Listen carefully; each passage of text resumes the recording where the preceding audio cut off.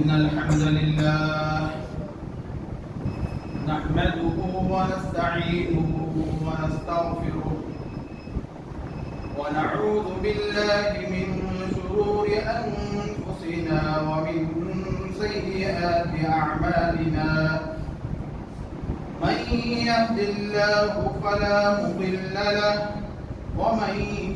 يضلل فلا هادي له وأشهد أن لا إله إلا الله وحده لا شريك له وأشهد أن محمدا عبده ورسوله يا أيها الذين آمنوا اتقوا الله حق تقاته ولا تموتن إلا وأنتم مسلمون يا أيها الناس اتقوا ربكم الذي خلقكم من نفس واحدة وخلق منها زوجها وبث منهما رجالا كثيرا ونساء واتقوا الله الذي تساءلون به والأرحام إن الله كان عليكم رقيبا يا أيها الذين آمنوا اتقوا الله وقولوا قولا سديدا يصلح لكم أعمالكم ويغفر لكم ذنوبكم ومن يطع الله ورسوله فقد فاز فوزا عظيما أما بعد فإن أصدق الحديث كتاب الله وخير الهدي هدي محمد صلى الله عليه وسلم وشر الأمور محدثاتها وكل محدثة بدعة وكل بدعة ضلالة وكل ضلالة في النار فأعوذ بالله من الشيطان الرجيم وأقيموا الصلاة وآتوا الزكاة وأقرضوا الله قرضا حسنا وما تقدموا لأنفسكم من خير تجدوه عند الله هو خيرا وأعظم أجرا واستغفروا الله إن الله غفور رحيم وعن أبي هريرة رضي الله عنه قال سمعت رسول الله صلى الله عليه وسلم يقول إن أول ما يحاسب به العبد يوم القيامة من عمله صلاته فإن صلحت فقد أصلح وأنجح وإن فسدت فقد خاب وخسر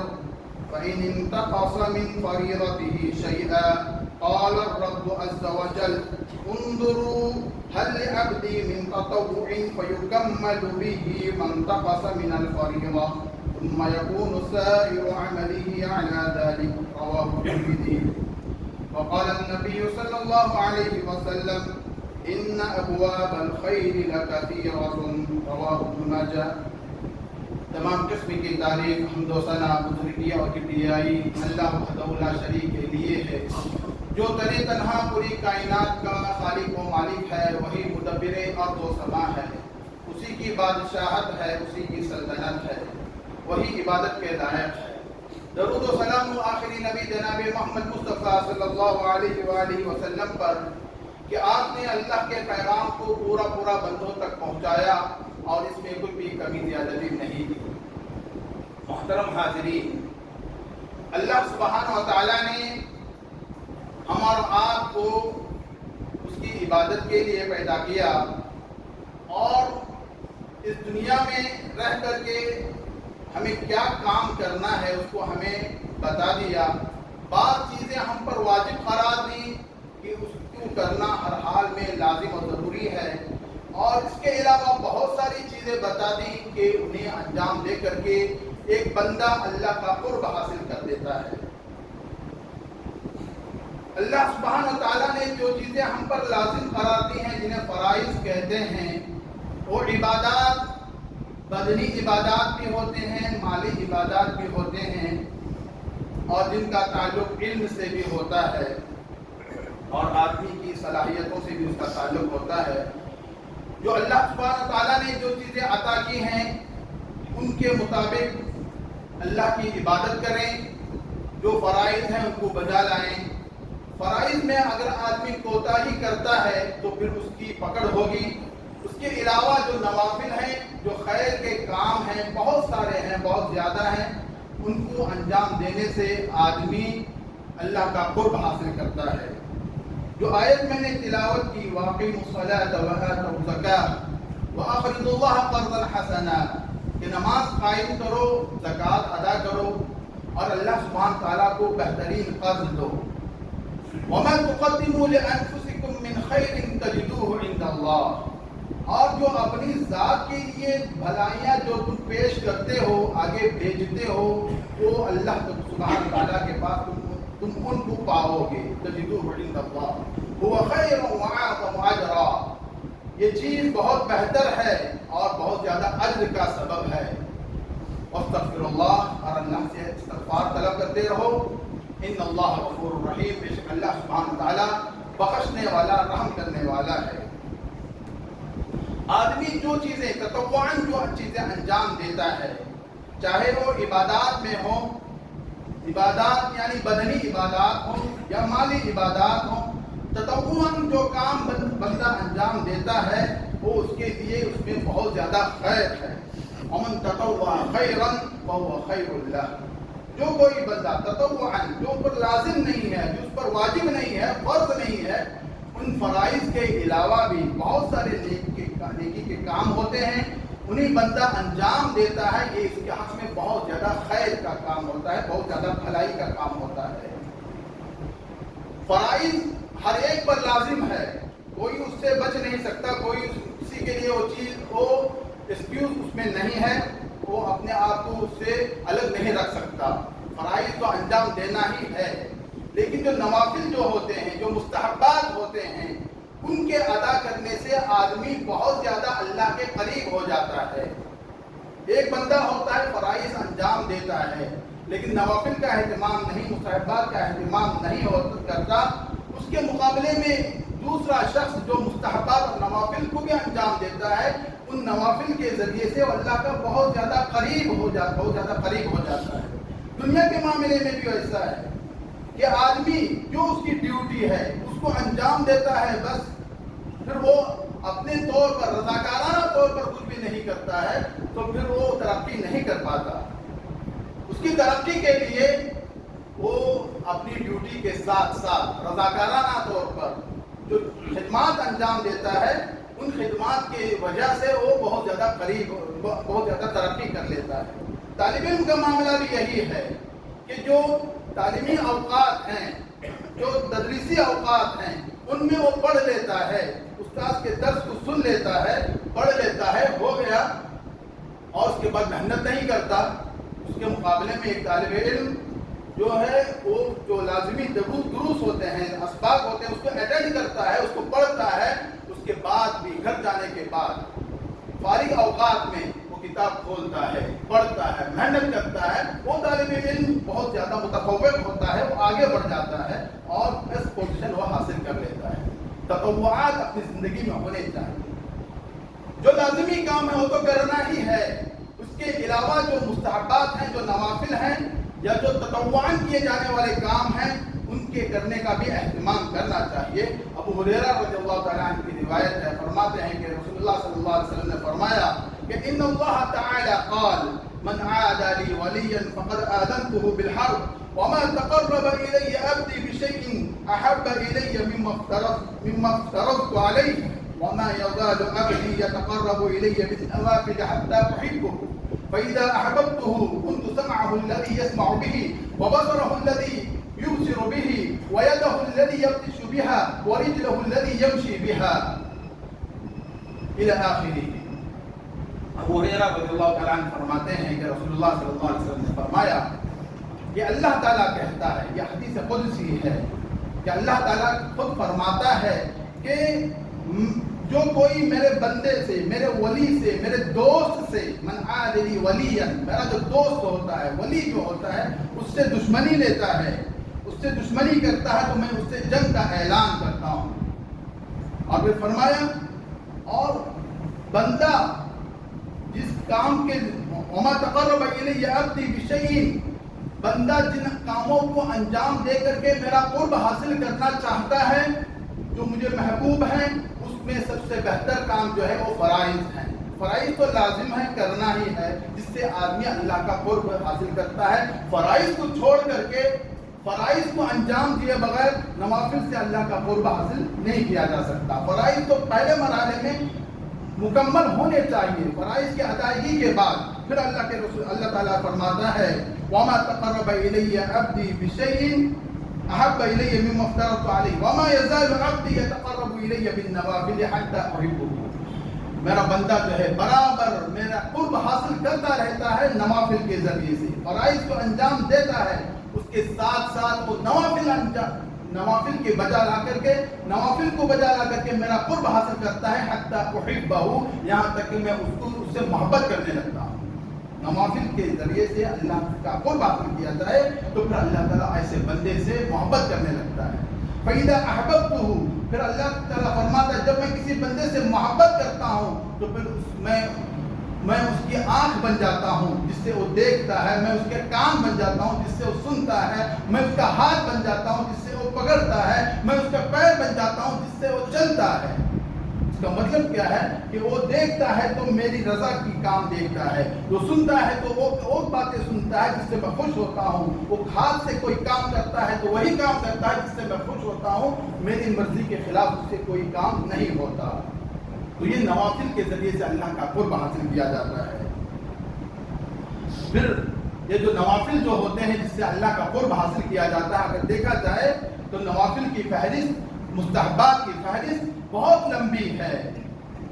سب سے پہلے مرحلے میں جس کے عادی ہم اور آپ ہیں، اور الحمدللہ ہر ایک مومن بندے کو اس کا عادی ہونا چاہیے، وہ مستحبات اور نوافل جو ہیں وہ فرائض سے پہلے اور بعد میں پڑھی جانے والی سنتیں ہیں جن کو رواتب کہا جاتا ہے. فرائض سے پہلے اور بعد میں پڑھی جانے والی سنتیں جو 12 رکعتیں ہیں. ام حبیبہ رضی اللہ تعالیٰ عنہا فرماتی ہیں کہ جو کوئی کہ رسول اللہ صلی اللہ علیہ وسلم نے فرمایا کہ جو کوئی بندہ دن اور رات میں 12 رکعتوں کا اہتمام کرتا ہے تو اللہ سبحانہ تعالیٰ اس کے لیے جنت میں گھر تعمیر کر دیتا ہے. جو کوئی 12 رکعتوں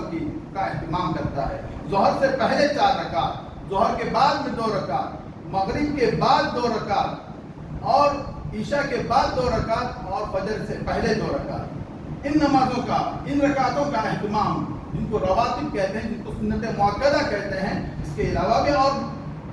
بہت ساری سنتیں ہیں. مغرب سے پہلے کی سنتیں، عصر سے پہلے کی سنتیں، عشاء سے پہلے کی سنتیں، اور بھی سنتیں ہیں. لیکن یہ جو 12 رکعت ہیں یہ مؤکدہ ہیں، سنت مؤکدہ جس کو رواتب بھی کہتے ہیں. اس کا اہتمام کرنے سے اللہ سبحانہ تعالیٰ اس کے لیے جنت میں ایک گھر تعمیر کر دیتا ہے. یہ جو نوافل کا جو بندہ اہتمام کرتا ہے، نوافل کا اہتمام کرنے کی وجہ سے اس کو ایک بڑا فائدہ یہ ہوتا ہے کہ اس کے فرائض اس سے ثابت نہیں ہوتے، فرائض اس سے چھوٹ نہیں پاتے، بلکہ تکبیر تحریمہ اس سے چھوٹ نہیں پاتے. جو بندہ اگلی پچھلی سنتوں کا اہتمام کرتا ہو، فرائض سے پہلے کی سنت کا جو بندہ اہتمام کرتا ہے وہ وقت سے پہلے حاضر ہوتا ہے، سنتیں پڑھتا ہے، اور تکبیر تحریمہ اور صف اولی کی پابندی کا وہ اہتمام کرنے والا ہوتا ہے. تکبیر تحریمہ ایسے شخص سے کبھی نہیں چھوٹ پاتے. اور شارحین فرماتے ہیں کہ جو بندہ نوافل کا اہتمام کرتا ہے فرائض اس سے نہیں چھوٹتے. کبھی بندے کی حالت ایسی ہوتی ہے کہ وہ نشاط نہیں رہتا، وہ کبھی اس پر ایسے حالات طاری ہو جاتے ہیں کہ سستی ہو جاتی ہے، تو ایسے حالات میں اس سے سنتیں چھوٹ جائیں گی، فرائض نہیں چھوٹیں گی. لیکن جو بندہ سنتوں کا بھی اہتمام نہیں کرتا، صرف فرائض کا اہتمام کر لیتا ہے، اگر ایسے حالات اس پر طاری ہو جائیں، کبھی غفلت کے حالات، کبھی سستی کے حالات، یہ شیطان کی وجہ سے کوئی اور ایسے حالات اس پر طاری ہو جائیں تو وہ فرائض چھوڑنے پر تیار ہو جاتا ہے. اس کی سستی کی وجہ سے اس سے فرائض بھی چھوٹ جاتے ہیں. لیکن جو بندہ نوافل کا اہتمام کرتا ہے، کبھی سستی ہو گئی تو نوافل چھوٹ جائیں گے لیکن فرائض اس سے نہیں چھوٹ پائیں گے. اسی لیے کہتے ہیں کہ النوافل وقایۃ من ترک الفرائض. نوافل جو ہوتے ہیں فرائض کے ترک کرنے سے آڑ بن جاتے ہیں، اس کو بچاتے ہیں. اور اسی طرح یہ نوافل مکملات ہوتے ہیں فرائض کے لیے. فرائض میں جو کمیاں رہ جاتی ہیں، فرائض میں جو کوتاہیاں رہ جاتی ہیں، اس کو یہ مکمل کر دیتی ہیں اور فرائض کی بھرپائی ہو جاتی ہے. اللہ کے رسول صلی اللہ علیہ وسلم نے فرمایا جو حدیث میں نے خطبہ مسلمہ کے بعد پڑھی ہے، ابو ہریرہ رضی اللہ تعالیٰ عنہ راوی ہیں کہ رسول اللہ صلی اللہ علیہ وسلم نے فرمایا کہ کل قیامت کے دن سب سے پہلے جو حساب کتاب ہوگا بندے کا، اس میں اس کی نماز کا حساب کتاب دیا جائے گا۔ عبادات میں سے سب سے پہلے حساب کتاب اس کی نماز کا حساب کتاب دیا جائے گا۔ فَإِن صَلُحَتْ فَقَدْ أَصْلَحَ وَأَنْجَحَ، اگر نماز درست رہی، نماز مکمل رہی تو وہ کامیاب ہو گیا، وہ کامیاب ہو گیا۔ وَإِن فَسَدَتْ فَقَدْ خَابَ وَخَسِرَ، اگر نماز کے معاملے میں بگاڑ آ گیا، مکمل نہیں ہے نمازیں، تو وہ ناکام اور نامراد ہو گیا۔ پھر فرمایا رسول اللہ صلی اللہ علیہ وسلم نے کہ فَإِنِ انْتَقَصَ مِنْ فَرِيضَتِهِ شَيْئًا، اگر اس کے فرائض میں کچھ کمی رہ جاتی ہے، فرائض مکمل نہیں ہیں، کہیں اس سے کمی ہو گئی ہے فرائض کی ادائیگی میں، اللہ رب العزت فرماتا ہے انظروا هل لعبدی من تطوع فیکمل بها من تقص من الفریضۃ، دیکھو میرے بندے کے پاس کوئی نفل تو نہیں ہے، نفل ہے کیا دیکھو، مستحبات ہیں کیا دیکھو، نفل نمازیں اس کے کھاتے میں ہے یا دیکھو، اگر یہ ہے تو پھر ان کے ذریعے سے فرائض کی بھرپائی کر دو۔ فرائض جو کمی رہ گئی ہے ان نوافل کے ذریعے سے اس کمی کو دور کیا جاتا ہے۔ پھر رسول اللہ صلی اللہ علیہ وسلم نے فرمایا ثم يكون سائر عمله على ذلك، اسی طرح کے پورے اعمال کی جانچ ہوگی، حساب کتاب اسی طرح لیا جائے گا۔ سب سے پہلے فرائض کو دیکھا جائے گا، زکوٰۃ کے معاملے میں کیا اس نے پورا ادا کیا ہے یا نہیں کیا ہے، اگر اس میں کچھ کمی رہ جاتی ہے تو اس کے صدقات اس کے پاس ہیں، نفل صدقات اس کے پاس ہیں، تو اس کے ذریعے سے اس زکوٰۃ کی بھرپائی ہوگی۔ اسی طرح جو بھی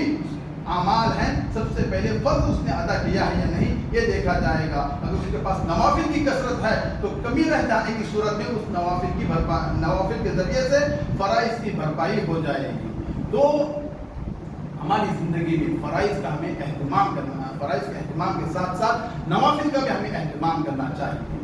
نوافل کا اہتمام کرنے سے آدمی جہاں اللہ کا قرب حاصل کرتا ہے، اللہ کے قریب ہو جاتا ہے، وہیں پر اس کی فرائض کی کمی پر اس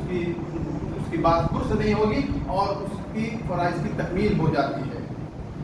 یہ زکوٰۃ میں بھی ہو سکتا ہے، اور اس کے علاوہ جو ہمارے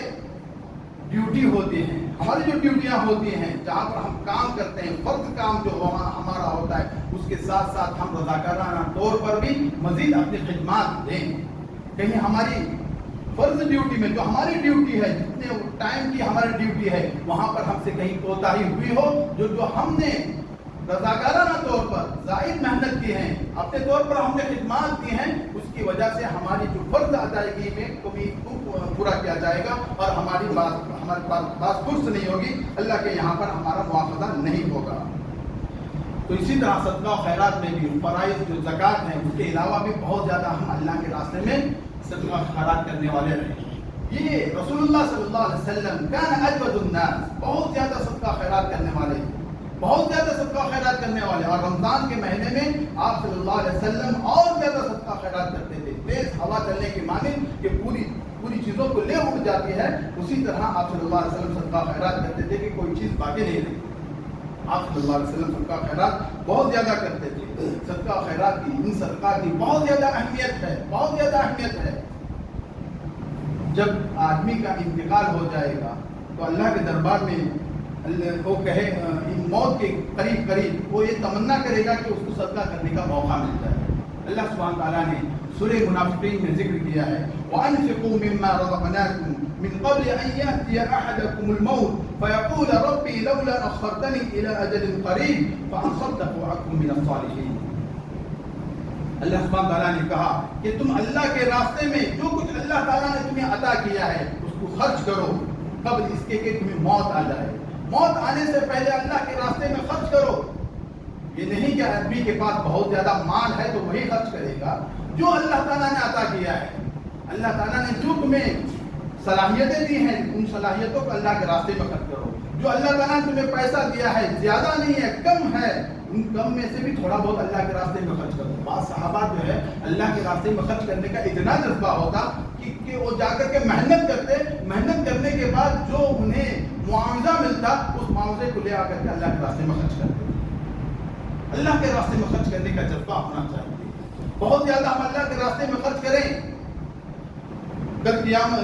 اللہ تعالیٰ نے فرمایا کہ موت آنے سے پہلے تم اللہ کے راستے میں خرچ کر دو، کہیں ایسا نہ ہو فیقول ربی لولا اخرتنی الی اجل قریب، اب موت آ گئی ہے تو وہ مہلت مانگے گا کہ مجھے مہلت دے دے، میں اللہ کے راستے میں خرچ کرنا چاہتا ہوں، میں تیرے راستے میں خرچ کرنا چاہتا ہوں، لولا اخرتنی الی اجل قریب فاصدق واکن من الصالحین، وہ مہلت پھر وہاں نہیں ملے گی، وہ تمنا اس کی پوری نہیں ہوگی۔ آج ہمارے پاس موقع ہے، ہم اللہ کے راستے میں خرچ کر سکتے ہیں، زیادہ نہ صحیح کم تو ہم اللہ کے راستے میں خرچ کر سکتے ہیں۔ اتقوا النار ولو بشق تمرہ، جہنم کی آگ سے بچو چاہے کھجور کا ایک ٹکڑا ہی کیوں نہ ہو، ولو بشق تمرہ، کتنی معمولی چیز ہے، اتنا ہی صحیح اللہ کے راستے میں خرچ کر دو، اور اللہ کے راستے میں خرچ کر کے جہنم کی آگ سے اپنی خلاصی کرو۔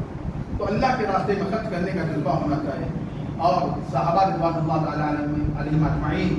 کس طرح سے اللہ کے راستے میں خرچ کرتے تھے اور کتنا اخلاص ان کے پاس ہوتا تھا، اللہ سبحانہ تعالیٰ نے اس کی عکاسی کرتے ہوئے فرمایا وَيُطْعِمُونَ الطَّعَامَ عَلَىٰ حُبِّهِ مِسْكِينًا وَيَتِيمًا وَأَسِيرًا إِنَّمَا نُطْعِمُكُمْ لِوَجْهِ اللَّهِ لَا نُرِيدُ مِنكُمْ جَزَاءً وَلَا شُكُورًا، وہ کھانا کھلاتے تھے مسکینوں کو، یتیموں کو، غربا کو، وہ کھانا کھلاتے تھے اور ان کا مقصد کیا ہوتا ہے، انما نطعمکم لوجہ اللہ، ہم تمہیں کھلا رہے ہیں صرف اللہ کی رضا کی خاطر، اللہ کی خوشنودی کے خاطر، لا نريد منکم جزاء ولا شکورا، تم سے ہمیں کوئی بدلہ نہیں چاہیے، ہمیں کچھ دینے کی ضرورت نہیں ہے، کوئی بدلہ نہیں چاہیے، شکریہ تو کہنے کی ضرورت نہیں ہے، لا نريد منکم جزاء ولا شکورا، تمہارے شکر ادا کرنے کی بھی ضرورت نہیں ہے، ہم بس اللہ کے راستے میں دے رہے ہیں، چاہے تم گالی دے کر کے چلے جاؤ، ہم کو اس سے کوئی فرق نہیں پڑنے والا، ہم تو صرف اللہ کی رضا کے واسطے تمہیں کھلا رہے ہیں۔ اللہ اکبر، کیا جذبہ تھا اللہ کے راستے میں خرچ کرنا، اور کتنا اخلاص تھا ان کا، دکھاوا نہیں تھا، یہ ہمارے اندر بھی پیدا کرنے کی ضرورت ہے۔ یہ جو رمضان کا مہینہ آ رہا ہے، یہ جو افطاری ہو یا پھر اس طرح سے دوسرے صدقہ و خیرات ہوں، لوجہ اللہ انجام دینے کی کوشش کریں، جو اللہ کے لیے کوئی کام انجام دیتا ہے وہی مقبول ہوتا ہے، ورنہ ریاکاری کی وجہ سے وہ جہنم رسید ہو جاتا ہے۔ صدقہ و خیرات کی مختلف شکلیں ہو سکتی ہیں، رسول اللہ صلی اللہ علیہ وسلم نے فرمایا ان ابواب الخیر لکثیرہ، خیر کے ابواب، خیر کے دروازے بہت زیادہ ہیں، صدقہ و خیرات کے دروازے بہت زیادہ ہیں۔ یہ نہیں کہ آدمی کے پاس پیسہ بھی ہو کہ وہ اللہ کے راستے میں خرچہ کر سکے، اللہ کے راستے میں صدقہ خیرات کر سکے، نہیں، اس کے علاوہ بھی اور بہت سارے راستے ہیں صدقہ و خیرات کے۔ ابو ذر غفاری رضی اللہ تعالیٰ عنہ راوی حدیث ہیں، فرماتے ہیں کہ رسول اللہ صلی اللہ علیہ وسلم نے فرمایا کہ آدمی کے بدن میں 360 جوڑ ہوتے ہیں، 360 جوڑ ہوتے ہیں، ہڈیاں جڑی ہوئی جو ہوتی ہیں یہ 360 ہیں، اور فرمایا کہ ہر دن ہر بندے کو ہر ایک جوڑ کا صدقہ اسے دینا چاہیے، ہر دن ہر جوڑ کا اسے صدقہ دینا ہے، 360 صدقے ہر دن اسے دینے ہیں۔ صحابہ کو یہ چیز بہت شاق گزری کہ 360 صدقات، یعنی کہ انہوں نے سمجھا کہ مال کے ذریعے سے دینا ہوگا، اللہ کے راستے میں پیسہ خرچہ کرنا ہوگا، ہر کوئی کہاں سے خرچ کر پائے گا، 360 صدقے کہاں سے دے گا؟ صحابہ رضوان اللہ علیہم اجمعین نے پوچھا کہ یہ کیسے ممکن ہے؟ تو اللہ کے رسول صلی اللہ علیہ وسلم نے فرمایا ان ابواب الخیر لکثیرہ، یہ خیر کے راستے بہت زیادہ ہیں، بہت زیادہ ہیں خیر کے دروازے، صدقہ خیرات ادا کرنے کے لیے صرف پیسہ ہی نہیں اور بہت سارے راستے ہیں۔ آپ صلی اللہ علیہ وسلم نے فرمایا فَكُلُّ تَسْبِيحَةٍ صَدَقَةٌ، ہر تسبیح سبحان اللہ کہنا صدقہ ہے، الحمدللہ کہنا صدقہ ہے، اللہ اکبر کہنا صدقہ ہے، لا الہ الا اللہ کہنا صدقہ ہے، امر بالمعروف صدقہ ہے، نہی عن المنکر صدقہ ہے، بھلی بات کہنا صدقہ ہے، اپنے بھائی کے سامنے مسکرا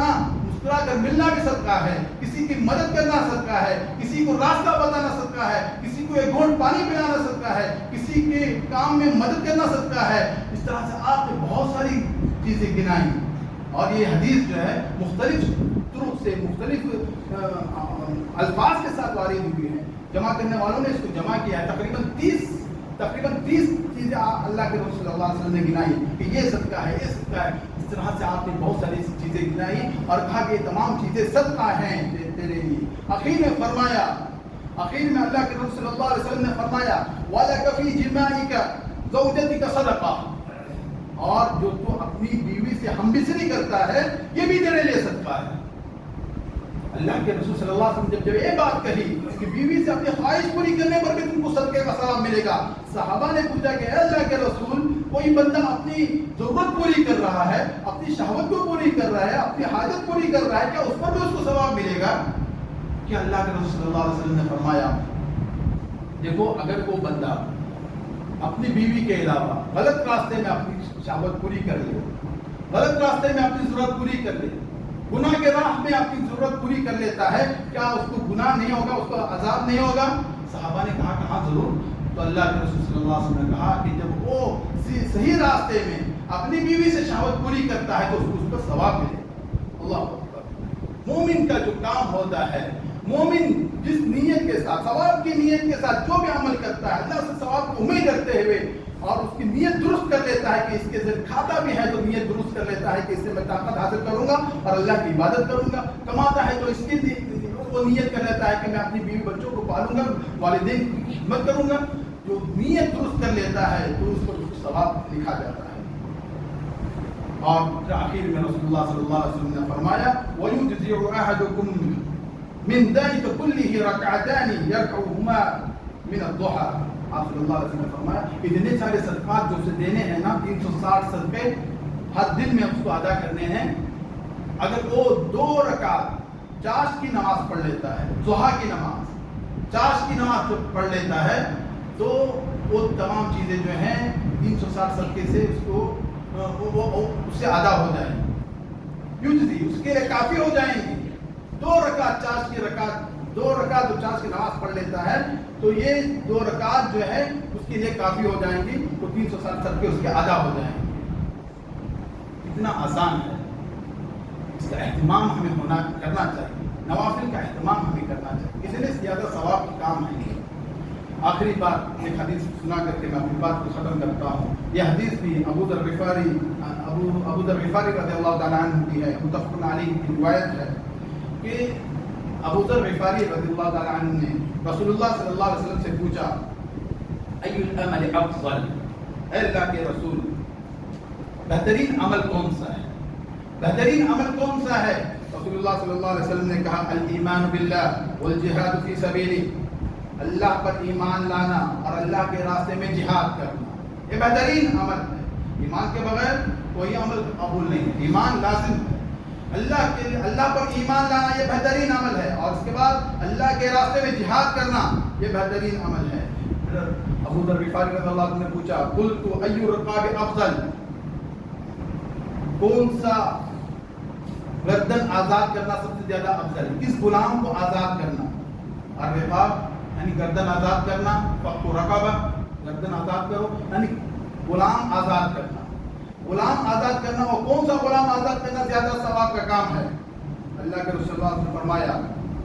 انفسها عند اهلها واكثرها ثمنا، وہ غلام آزاد کرنے میں زیادہ ثواب ملے گا جو اس کے مالک کے پاس بہت زیادہ قیمتی رہا ہو اور بہت زیادہ اہمیت کا حامل رہا ہو، بہت زیادہ فائدے والا رہا ہو اور اس کی قیمت بہت زیادہ ہو۔ ایسے غلام کو آزاد کرنا یہ بہت بڑا، یہ بہترین کام ہے، غلام آزاد کرنے میں یہ کام سب سے بہتر ہے۔ ابو ذر غفاری رضی اللہ عنہ نے پوچھا قلت فإن لم أفعل، اگر میں یہ کام نہ کر پاؤں،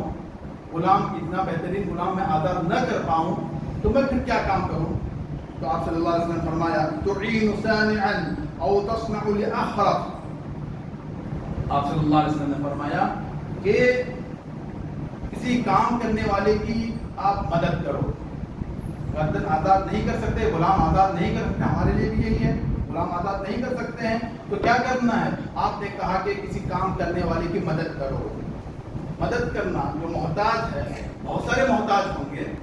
بہت سارے محتاج ہوں گے کہ کوئی آدمی ایسا محتاج ہوتا ہے جو محنت بھی کرتا ہے، کام بھی کرتا ہے، لیکن اس کی ضرورت پوری نہیں ہوتی، اس کی مدد کرنی چاہیے۔ جو آدمی صرف مانگ کر کے ضرورتیں پوری کر لیتا ہے، اس کی مدد کرنے سے بہتر یہ ہے کہ جو آدمی محنت کرتا ہے، صانعاً، جو محنت کرتا ہے، کام کرنے والا ہے لیکن اس کی ضرورت پوری نہیں ہوتی، اس کی مدد کرو، اس کو تعاون دو کہ وہ اچھے طریقے سے کام کر سکے، اس کو ہیلپ ہو۔ تعین صانعاً او تصنع لآخرک، یا پھر تم اس شخص کو کام کر کے دو جو اچھی طرح سے کام نہیں کر سکتا. جو آدمی کام کرتا ہے لیکن بہتر طریقے سے کام نہیں کر سکتا ہے, اس کو کام سکھاؤ, کام کرنے میں اس کی مدد کرو, اس کو کام کر کے دو. ہاں, تو جو سیکھنے کے مرحلے میں ہے تو اس کی مدد ہونی چاہیے. کوئی آدمی نیا جاب میں لگا ہوا ہے, اس کی مدد کرو, اس کو ہیلپ کرو, اس کو سکھاؤ. جو کام کرنا نہیں جانتا اچھی طرح سے, آخر کہا کہ اچھی طرح سے جو کام کرنا نہیں جانتا ہے اس کو کام کرنے میں مدد کرو, اس کو کام کر کے دو. تو یہ بہترین کام ہے. تو آپ پھر کہا کہ ابو ذر غفاری رضی اللہ عنہ نے پھر پوچھا کہ اگر میں یہ بھی نہیں کر سکتا ہوں تو پھر میں کیا کروں؟ ارأیت ان ضعفت عن بعض العمل, کہ میں ان کام کرنے میں بھی میں ناکارہ ہو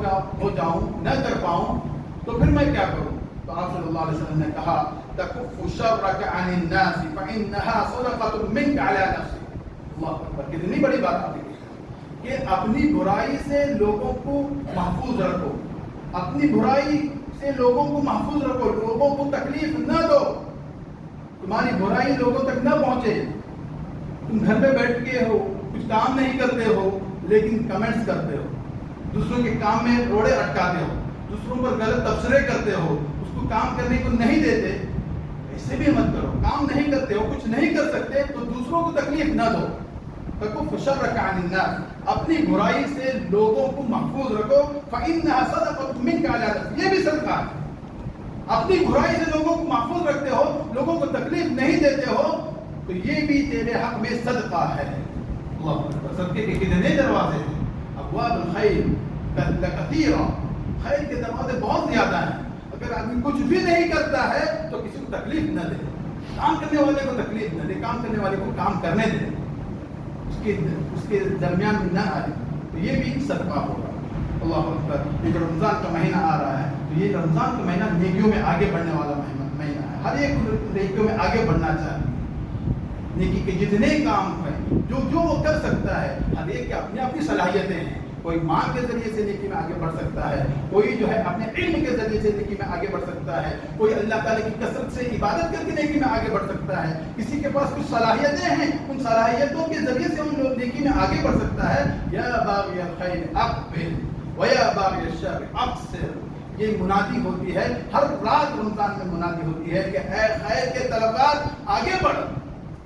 خیر کو چاہنے والے آگے بڑھ. یہ رمضان کا مہینہ نیکیوں کا مہینہ آ گیا ہے, نیکیوں میں آگے بڑھ. وَيَا بَاغِيَ الشَّرِّ أَقْصِرْ, اے برائی کو کرنے والے, برائی کی کام کرنے والے بس کر. رمضان آ گیا ہے, رمضان کا مہینہ ہے, برائی سے اپنے آپ کو دور کر, نیکیوں میں آگے بڑھ. ابھی سے ہم اپنی عادت بنا لیں, رمضان بہت قریب ہے, ہم نیکیوں میں آگے بڑھیں اور برائیوں سے اپنے آپ کو بچا کے رکھیں. اللہ تعالیٰ سے دعا ہے کہ اللہ سبحانہ تعالیٰ ہمیں نیکی کے کام کرنے, اخلاص کے ساتھ نیکیوں کو انجام دینے والا بنائے اور برائیوں سے اپنے آپ کو بچانے والا بنائے. اقول قولی ھذا واستغفر اللہ لی ولکم ولسائر المسلمین من کل ذنب فاستغفروہ انہ هو الغفور